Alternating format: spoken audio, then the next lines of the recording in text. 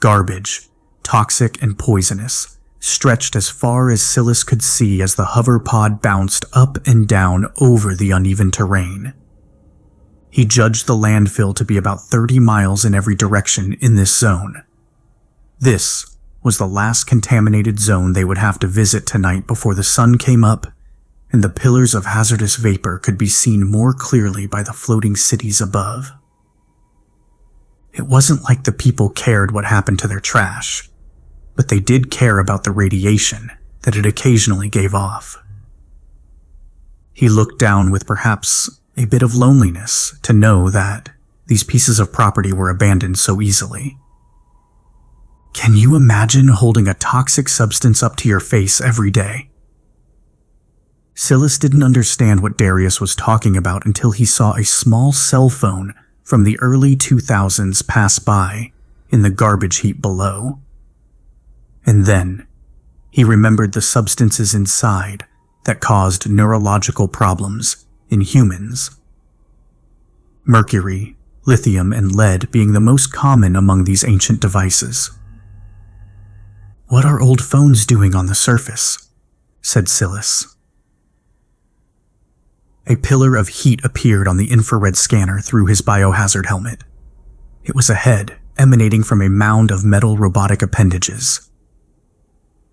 "Scavengers," replied Darius. "They have those big claw machines they rig up to dig deep for the old stuff. Better than blowing the stuff up with iodide bombs." Sylis felt for the canister under his seat. Only 2 left, but they should do the trick. Still, he hated this part of his job because it displaced tons of noxious chemicals in the air while they remained so close to contain the gases with nanoretardants. The faster he got this over with, the faster he could move on to the next hazard inspection. Such hazardous incidents of trapped foreign substances leaking out was becoming all too common.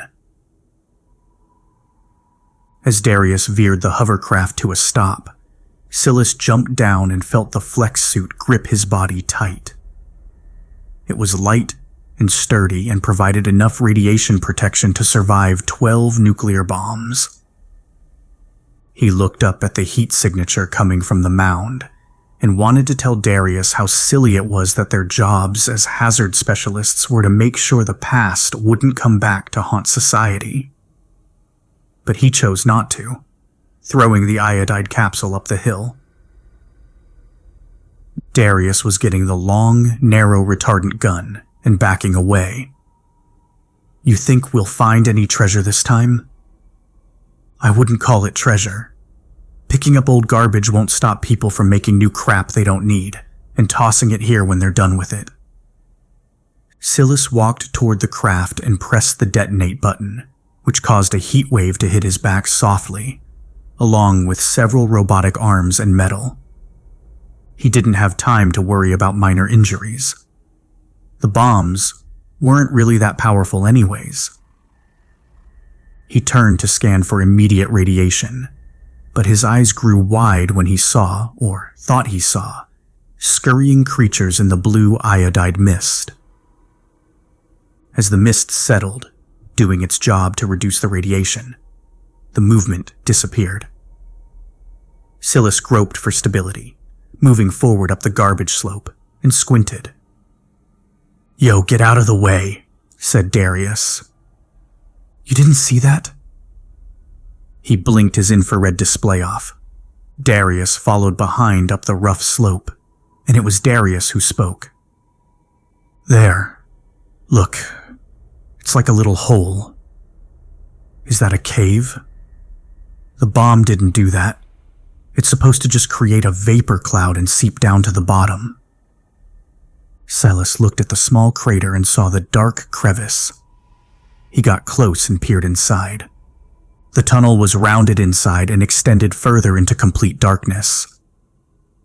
"This doesn't seem right. Could a scavenger do this?" Darius slipped and corrected his footing. "From a long time ago, maybe. Should we throw another bomb?" Sylis caught a glimpse of movement and quickly activated night vision, but he didn't see anything. No. There's something... You're not going in there, are you? You're crazy, said Darius as Sylis squeezed his lower body in. This did not form naturally. Someone did this, and if there's someone down there, they won't survive the radiation. Sylis knew that the ancient materials from the lower layers would be decomposing and rising to the surface more easily through this tunnel.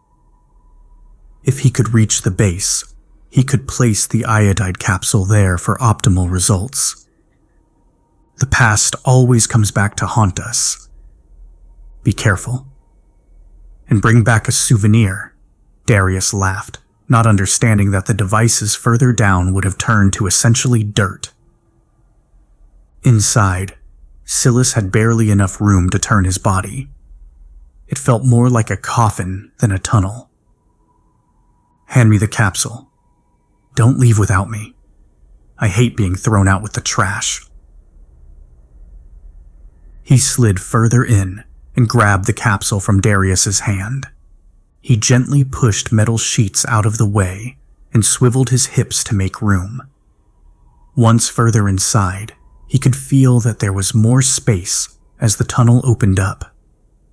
He kept wiggling and finally came to an open area, cursing himself for being so eager about his job.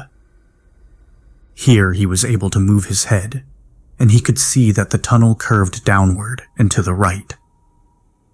As he turned back to ask Darius to widen the hole, the metal sheet that he was laying on gave way and slid down the tunnel, carrying him with it.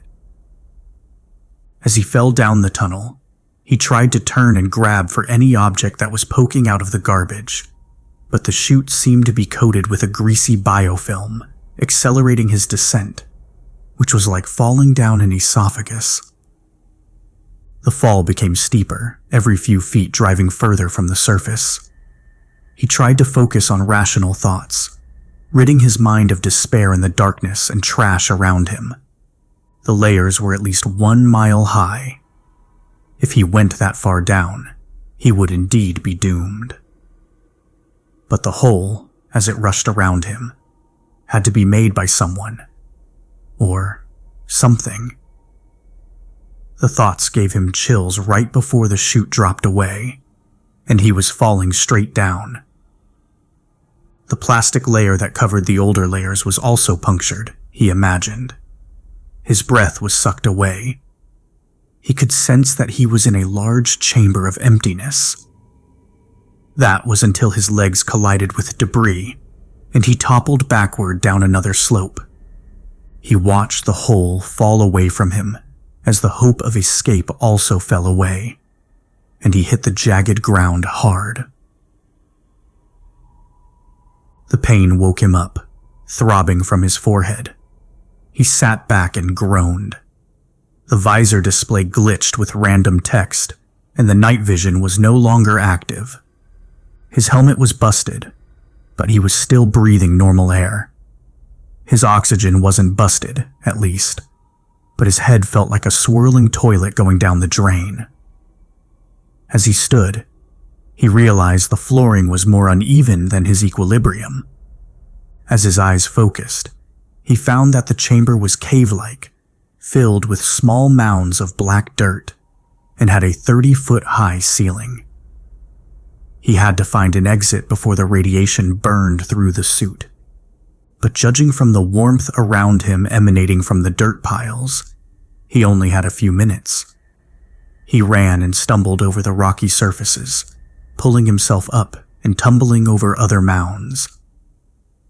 There was no telling what chemicals were down here. Decomposing, evaporating, chemicals dissolving and mixing with other chemicals. It hurt his head to even think about what type of byproducts existed this far underground, this far into the past, and hurt even more thinking about how he never even considered what lay beneath the trash. The debris he was trampling over would have been at least a century old. The rubble likely contained ancient phone devices, components of old computers, entire cars, AI modules, and advanced robotics. His eyes started to adjust, and he noticed several other holes above and below, going in various directions like an anthill. One of these had to lead to the surface, or they would lead directly to whatever was making these holes. It couldn't have been the vapor. Vapor, even the most noxious and toxic, couldn't have made these. But if it wasn't made by gas, then what could it be? The ground rumbled softly, very softly. At first, he thought it was due to the head trauma, but it was becoming more apparent. He leaned down and tried to listen. The rumbling became audible, growing louder and louder like a coming thunderstorm. There was nowhere to hide, though. Nowhere seemed safe from the disgusting and sticky surfaces of the black dirt, which was likely not dirt at all, but a composite of decomposed metals and chemicals. The ground seemed to shift underneath him as the thunder turned to a crackling, as if the earth were opening up. He looked at the sticky black tar that stuck to his gloves and realized that he could see it more clearly, as if there was light. Above, on the ceiling, on the mounds in the chamber, spread out everywhere, was light. But it was a sickly light. Dim at first. Then, with a shimmer of brilliance, it grew to create an eerie incandescence that bloomed from every corner and crevice. Blue, yellow, and green specks were like gemstones on the walls of the garbage cave. Several spots of the ceiling were leaking, dripping down red liquid embers. It was beautiful, and most likely, deadly. He was left standing there frozen in awe. Never before had he believed there would be so much beauty in a place buried in trash, but then again, natural cave systems were renowned for their visual splendor. There were natural forms too, stalactites hanging down, dripping glowing sediment all to the wavy chamber floor. Sylis breathed deeply and almost forgot the rumbling, which by now was shaking the earth below him. He stepped over a few mounds and leaned over one of the holes. It was big enough for him to fit inside. Down below, he could see movement again, like the scurrying he saw on the surface. But this time, he wasn't so eager to stick around, especially with the rumbling down below. Something was coming. He jumped back and fell on his back. 100 insects came pouring from the hole, scampering up his legs and creating a chorus of clicking. One leapt up, and he swatted at his face violently and scurried back. They were machines. Little insect machines with soft, plastic-like bodies and multiple legs, about the size of a large centipede, ran over his body, flooding the floor of the chamber. He choked back a scream and held back vomit when he sat up. He almost wished the room had remained dark, so he wouldn't have to see their disgusting bodies and small, curious eyes searching, examining, staring at him. Letting out a loud gasp, he grabbed one and looked at it closely, trying not to shiver. The machine didn't seem man-made, but what could have made this? It wasn't uncommon to find robotic devices still operating with battery power sources still active, but this was something else. This was a biomechanical nightmare that evolved from decades of decomposition. He couldn't imagine what the effects of being buried for so long would have on an AI device or robot, and how it would adapt if it had a protocol of self-preservation, which was only in military robots. These small robotic creatures couldn't have made themselves, and he shivered again at the implications. The heat was becoming stronger. He needed to get out now, or he'd be trapped in this melting pot of old, decaying tech forever. These mechanical bugs seemed non-violent and non-predatory. He tossed it aside and was able to sit up when the crackling exploded from the hole. and a giant metal worm shot out, peering down at him from its 12-foot height. This time, he did scream and clutched at his tightening chest. It had a metal shell around its length, made up of several thin sheets of metal around its circumference, and ending in its midsection, all shifting and widening, occasionally revealing a glimpse of its soft insides. The biomechanical creature shook its plates of metal, disgustingly. At its tip, the worm had a tricone drill head, or what looked like one. The 3 circular grinder heads were spinning. Sylis wanted to run, but he was struck by how big the worm was, and if he ran, he would surely be crushed. The creature seemed to shimmer in the glow of the blue and red light, while its metal plates shifted, flexed, and widened like fingers gripping a writhing, undulating piece of flesh. He was about to speak, to plead with the monstrosity, to pray to an unseen god, any god, even if it meant praying to the worm itself. But his voice was seized by dread. The giant mechanical worm lurched back, its various pieces clanking together as if about to fall and crush him. But the worm did not fall. Instead, its metal pieces expanded and separated down its center, like the unfurling of some horrible flower. He froze completely when he saw the inside of the worm, and saw that it wasn't a worm at all. Attached inside the metal fingers, at the thing's center, was a robotic figure in the shape of a nondescript human without legs. Blue light around its torso and back nearly blinded him. The appearance of the figure was less horrifying and more recognizable, but did nothing to calm his nerves. The human figure leaned down on a snake-like lower appendage, and the head and body of the robot were clearly cannibalized from an assistant bot, used for common household chores. Sylis wasn't normally afraid of housebots, but the abhorrent mix of man and worm, wires and nano-infused cables holding the creature together, suffocated any thoughts of juxtaposed humor in the situation. He could have never imagined a nightmare like this could have survived under his feet for so long, even after being confined to the lower depths by layers of plastic, waste runoff pipes, and dirt. Clearly, someone disposed of a military robot long ago and did not properly deactivate the AI module, leaving the robot to find another shell and create improvements to survive the harsh reality it was in. He could distinctly see the blue cooling wires for a quantum computer, the chest plate of a housebot, and the tubing of a stomach implant. And now it was poised to strike at him, and likely devour him. The mutant robot slammed its body around him, the metal plates hitting the dirt on his sides and kicking up the dirt of man-made sediment.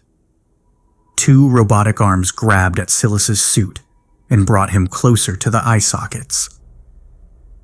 There was no mouth to the face, only a grate where a speaker would be placed, but it was likely useless now.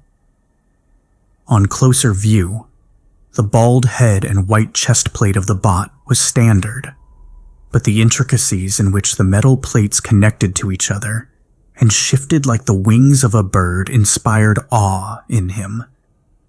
The glowing green eyes of its face were also somehow comforting in that they examined every part of his face and chest with curiosity.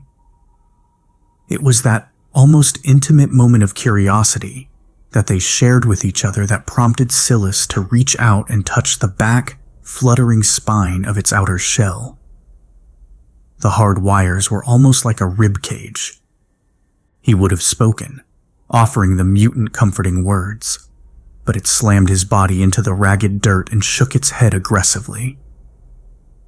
Sylis held the thing's arms tight, feeling the hurried machine motion of being pummeled, but he chose not to fight it.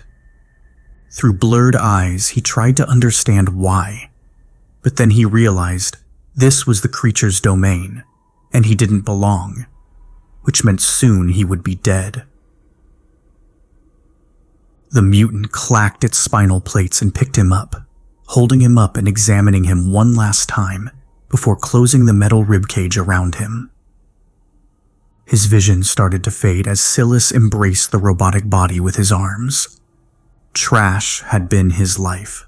Cleaning up hazardous materials had been his mission.